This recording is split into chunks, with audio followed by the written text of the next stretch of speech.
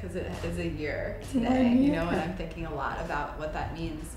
But I remember giving birth, and you had me pick up the baby. Like, I picked up Oliver. It was just amazing because you were there and you knew everything that was going on, but you really let me find my way through it. You know, you could easily have patients come to you, and you make the effort and take the time to come into everyone's home. Like you said, like, you created this protection, but ultimately, like, I found my way through it, and I feel empowered as a result of it. And I think that's what you do for all of your patients. It's really cool. It's very exciting because women have been robbed of that just because we're in a vulnerable spot.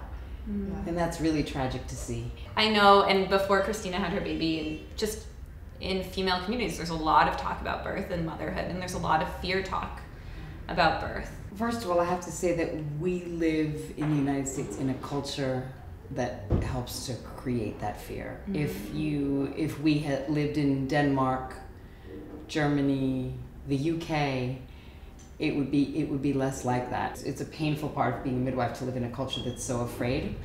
But I do find that one of the most efficacious tools I can use is just to fill in the blanks. You know, it's like with a person who's anxious, if you give them good data and something concrete, then they have something to focus on rather than just a feeling. I'm thinking back to a panel I was on with the man in the business of being born. His name's Dr. Broadman. He's the chief of OBGYN at Mount Sinai Hospital, and he's the guy who says, you know, having a baby at home is like not putting on your seatbelt. And we were in a panel where we were talking about how people deal with hemorrhage.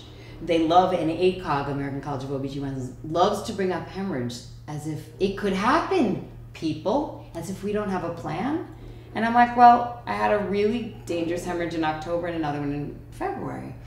And I'll tell people today, I did a consultation visit, and I said, you know, if you hemorrhage when the placenta isn't out, I have to manually remove your placenta, and I do it really fast, and you'll hate me, you'll want to kick me, and with a sterile glove, I'll go take it out. They do the same thing in the hospital. They can't wait for the medication for pain either. It has to happen then. I start an IV before I do that. You know, and they're like, oh, wow. You know, like, they understand that there are steps to be done and that I'm capable of doing them. And then it takes it down a notch. It's not just a what if that's filled in by a black hole.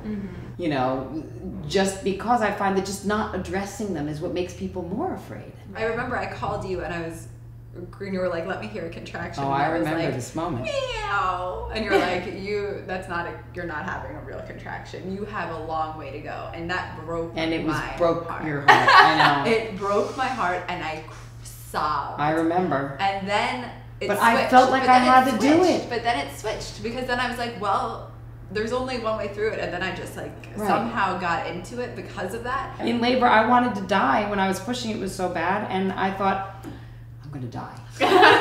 And then I was still there.